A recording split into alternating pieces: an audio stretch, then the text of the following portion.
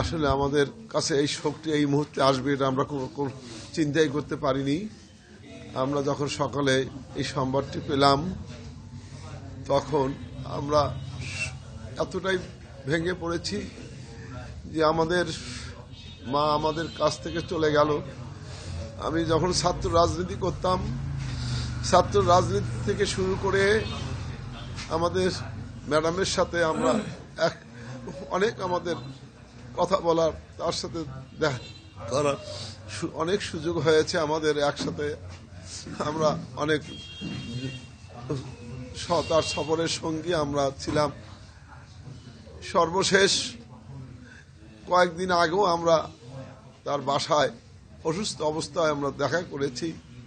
সেখানে তিনি বলেছেন, তোমরা কেমন আছো, বগুড়া সব কেমন আছে?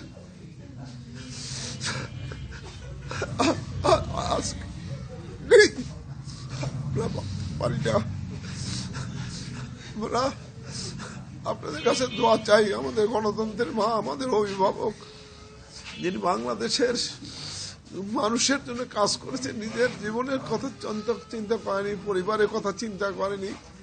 তিনি সবসময় দেশের কল্যাণের জন্য, গণতন্ত্রের জন্য লড়াই করেছেন। আজকে আমাদের সেই অভিভাবক আমাদের মাঝ থেকে চলে গেছেন। আপনারা সবাই দোয়া করবেন, আল্লাহ পাক যেন তাকে ব্যস্ত নসিব করেন এবং আমাদের আল্লাহ পাক যেন আমাদের এই শোক সহ্য করার শক্তি দেন।